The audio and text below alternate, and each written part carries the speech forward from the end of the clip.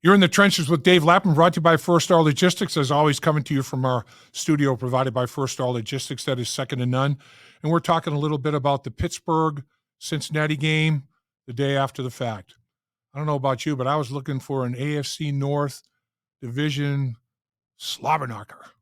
I mean, low scoring, duking it out. Far from that. 44-38. Who would have thunk it? Who would have thunk it? Can't believe that Pittsburgh Steelers scored 44 points, their season high. They had more points at halftime than they've had in 8 games this year. Their red zone problems went away. A lot of their problems went away. The Bengals scored 38 points. One of them was a defensive touchdown, an unscripted score, but they scored 31 again offensively. It's enough points to win a football game. Special teams helped. Offense held up their end of the bargain. Defensively, we're going to talk about it.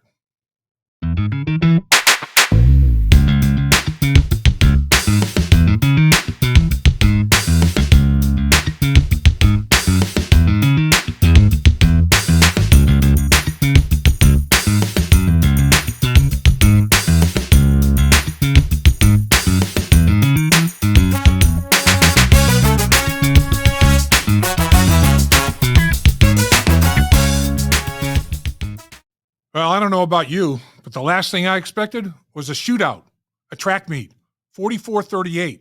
You talking Pittsburgh Steelers, Cincinnati Bengals, AFC North? It's crazy. Pittsburgh Steelers at halftime scored 27 points. That's more points than they scored in 8 games of their 11 prior games to the Cincinnati Bengals contest. What?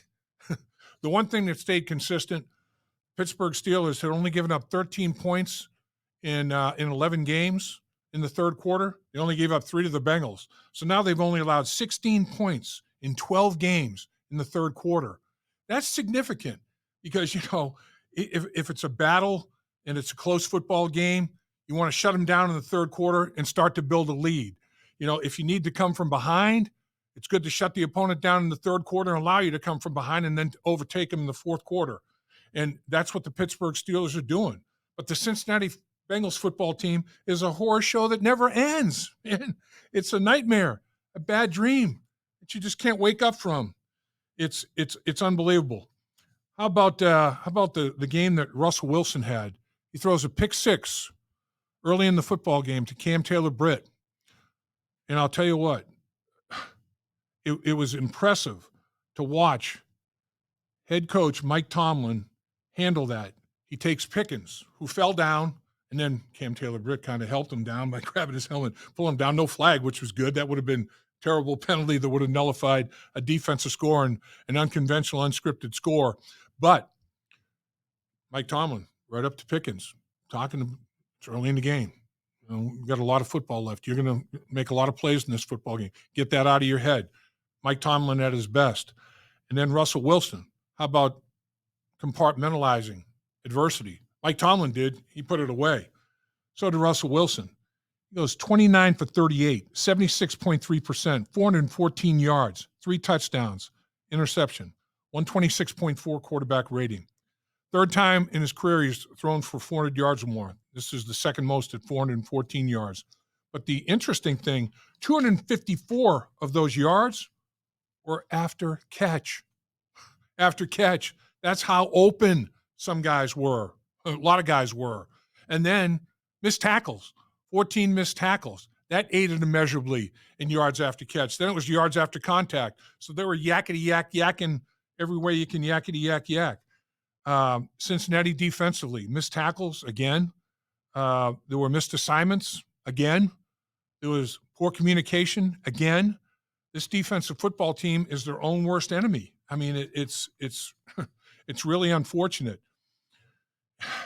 I mean, the Pittsburgh Steelers and Russell Wilson, 9 different pass plays of 20 yards or more.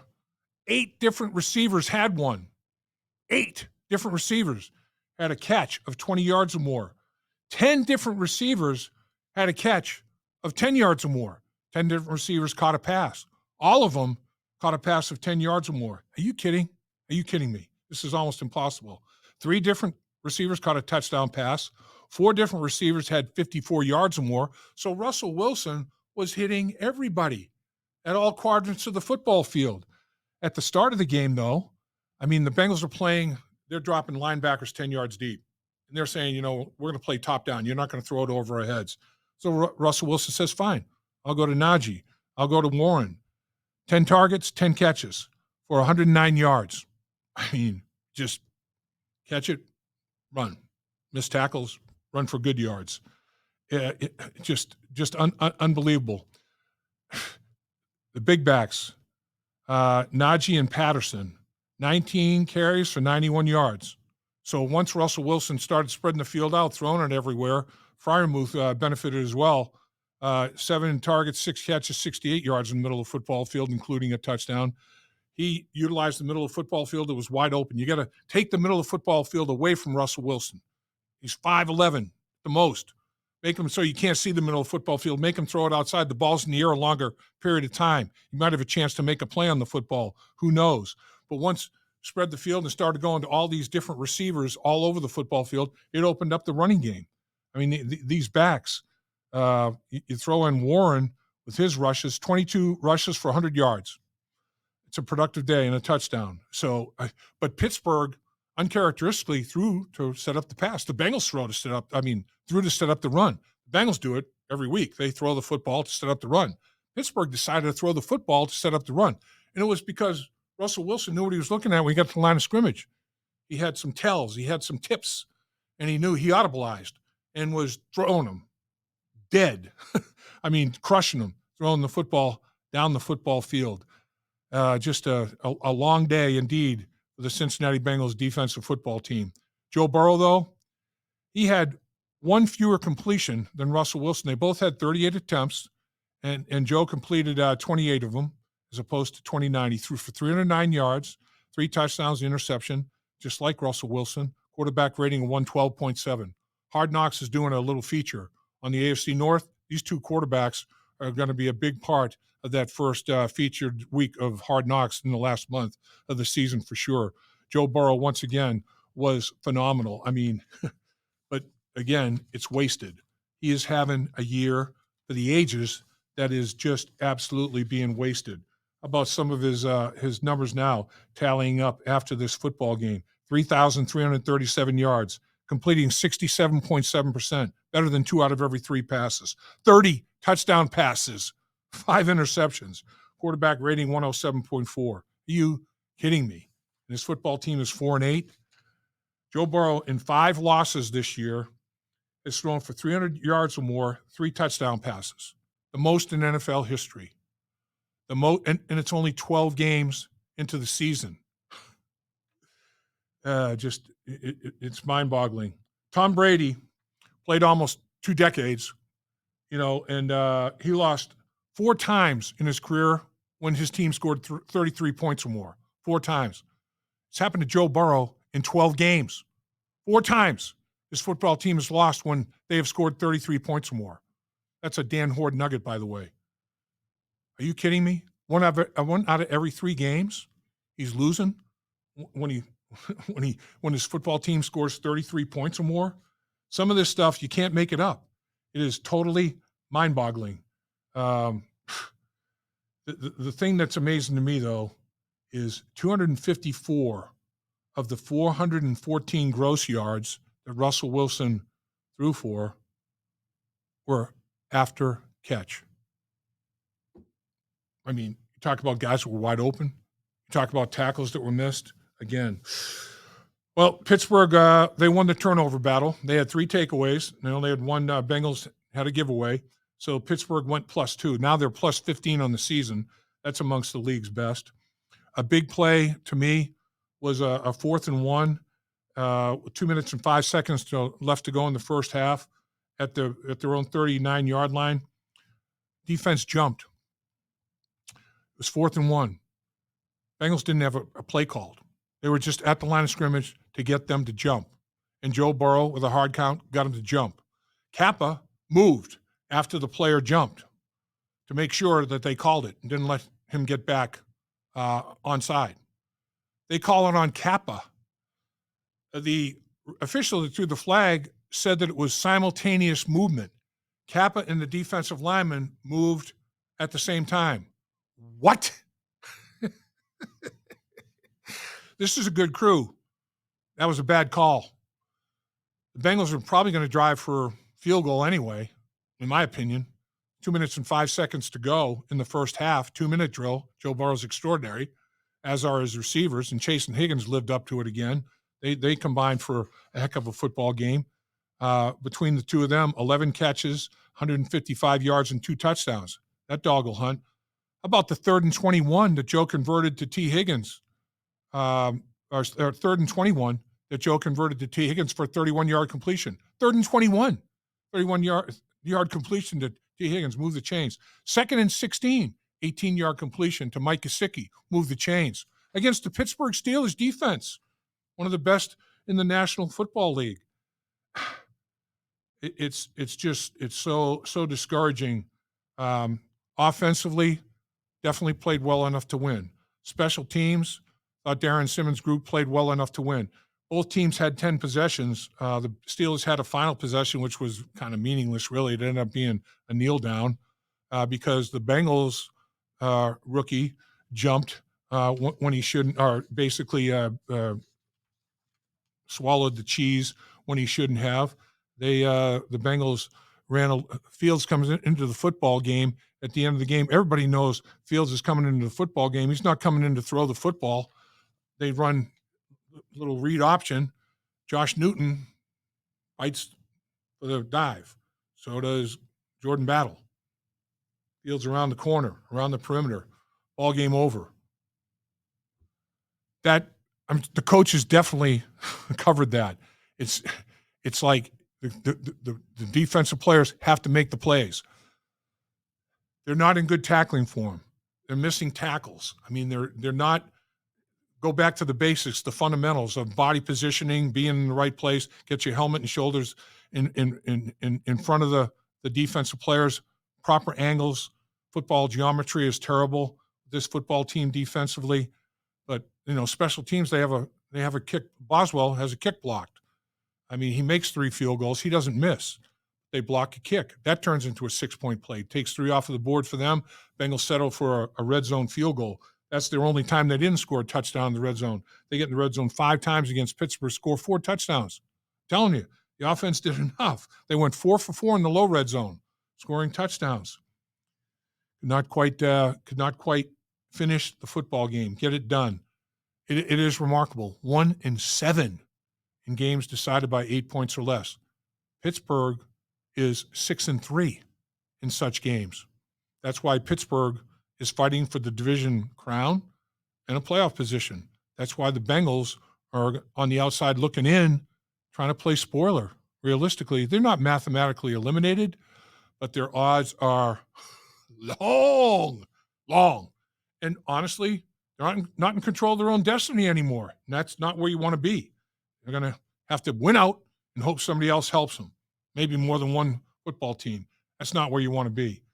So Pittsburgh, after that pick 6, touchdown, field goal for the rest of the half. I mean, they go on 5 straight scoring drives, a tidal wave. And then their first drive in the third quarter, block field goal. So they're in position to score again, but special teams step up and play complementary football and help. Then they score a touchdown. Fourth quarter, their only punt of the game was their first possession in the fourth quarter. And they kick another field goal, and the football game ends.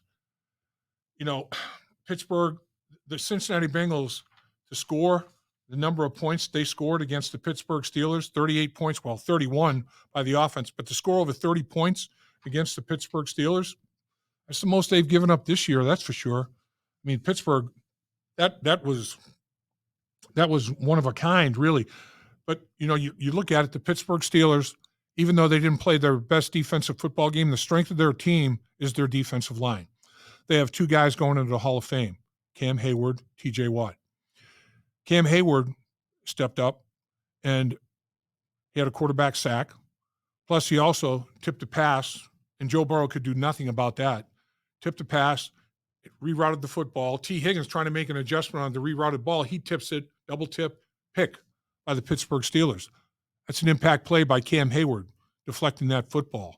T.J. Watt comes off the edge for a sack, forced fumble. Herbig comes off the edge for a sack, forced fumble that they pick up and score for a touchdown, a defensive score. The three defensive linemen, three out of the four guys step up and make big plays. I mean, you can't ask for more than that. Impact plays in a close football game. That's what the Pittsburgh Steelers are all about. Mike Tomlin, 18th year now. With this win, 18 non-losing seasons. With this win, 12 of those are winning seasons. Not only are the two defensive linemen first ballot Hall of Famers, so is their head coach. Russell Wilson, 9 Pro Bowls in the career he had in Seattle. Everybody thought he was a first ballot Hall of Famer. He had a little blip in the career road in Denver. Bad fit. Comes to Pittsburgh. Mike Thomas says, we're going to do things that emphasize your talents. And voila, they're doing it. I thought in this football game, though, the two quarterbacks were extraordinary. Not just throwing the football, but getting it out of the pocket. Some of it was designed out-of-pocket plays. A lot of times it was created, extended, second play opportunities, climbing the pocket. Russell Wilson's more out of the pocket because climbing the pocket at 5'11" is not a real strong move to make. But Joe Burrow, man, he got out of pocket some, for sure, like he always does. But his manipulation, climbing the pocket, was unbelievable. How about the jump pass for a touchdown? How about the pass he makes when his body's on a 45-degree angle and he has to outlet the ball? Strike. Move the chains. I mean, these two quarterbacks, their demonstration of off-platform throwing was as good as you're going to get in the National Football League, and both of them did it. By off-platform, I mean, not in the pocket, being able to set your feet, transfer your weight to your front foot. They could a good number of throws, a high percentage of those throws were not that way. It was all different types of body angles, all different types of throwing off either foot, different arm slots, different arm angles. Their off-platform throwing was spectacular. Both of them completing 3 out of every 4 passes, and they both threw it 38, 39 times. I mean, come on now. It's unbelievable. But the Cincinnati Bengals are not playing complimentary football yet. It's still uncomplimentary. And 12 games into the season, they're running out of time. There's no question about that. So it is what it is, as they say. It is what it is. Can't give up on the season. Now is the time when you find out who your true professionals are. Joe Burrow was talking about it after the game. I know he's the true professional. This guy loves football. He loves competing. Joe Burrow says, look, my numbers are great and everything, but it's all about wins. And he's right. Boomer Esiason and Kenny Anderson, they said it in their Super Bowl seasons. You know what? Wins are great. I mean, numbers are great. They're fantastic, but wins are what it's all about. It's a team game, 22 moving pieces, every single snap. When you look at some of these seasons, people are going to say, what's so great about Joe Burrow? I mean, the team had a losing record that year. And then they dive in. Oh, well, Joe Burrow had some unbelievable. How'd they lose all those football games? That's going to be the great question. But it's going to take research to find out. That's why these quarterbacks understand that usually when you have a quarterback playing at the level that Joe Burrow's playing at, winning 2 games for every one you lose. I mean, that's what normally happens. Truly wasting a season in Joe Burrow's career. Dallas is the next opponent. Let me just hit on Dallas a little bit here. You have to give the Dallas Cowboys some credit. They won 3 out of their first 5 games, and then they go on a 5-game losing streak in the months of November and into the middle of December. October and into the middle of November. 5 in a row. But then they finished November off with back-to-back wins in the division at Washington. Jaden Daniels playing good football. The Commanders are They're playoff bound. Are they going to win the division? But, I mean, they're playing good football. Without Dak Prescott, they got it done. I mean, Cooper Rush, he's been around. They know what to do. They know how to make the adjustments offensively to accentuate Cooper Rush's talents. Then the following week, they beat the New York Giants in Dallas by a touchdown. I'm glad they beat the Giants because they had not won a home game. That's the first home game they won. They beat the New York Giants. I did not want to see the Cincinnati Bengals go in there on Monday night, the 9th of December, without the Dallas Cowboys having a home victory. I just don't like that mojo. Well, that's by the boards. The Dallas Cowboys have been outscored by 91 points. 91 points. Man, in 12 football games. They've been outscored by 30 points in the first quarter, 47 points in the third quarter. They've given up 91 points in the third quarter. So as great as Pittsburgh was in the third quarter, Pittsburgh has only allowed 13 points. Bengals got a field goal. 16 points in the third quarter in 12 games. 91 allowed by the Dallas Cowboys in 12 games. Come on now. Got to get healthy against this Dallas Cowboy football team. They still do have talent. There's no question about that. I mean, it's Dallas. Micah Parsons, now that he's healthy, he's a problem. He's a problem as a pass rusher. Kendrick's a good linebacker. Diggs in the secondary. Trayvon Diggs he and Bland are decent corner tandem. They got a couple of guards in their offensive line. Tyler Smith is a Pro Bowl tackle. They kicked inside to guard. Zach Martin, a perennial Pro Bowler at the right guard position, going to the Hall of Fame. So now you're going to see how the Cincinnati Bengals interior defensive tackles handle a good interior defensive line of the Dallas Cowboys. The Bengals a little bit small inside. They've been moved out of gaps a little bit. Will they be able to stand up to it? Got to beat this football team. Bengals need a win. You know, they got one win at home this year. One win at home. 3 on the road. Can they get a fourth? One can only hope. One can only hope it happens in Dallas. Dave Lapham here, and every day I am grateful for my experience to have played professional football. As a player, I realized self-motivation, leadership, and appreciating your teammates are key. At First Star Logistics, you can use those same attributes to create the life you want for you and your family. Build your future by working hard like I did. You'll see results both on and off the field. Call First Star Logistics today and be part of our winning team. Opportunity knocking.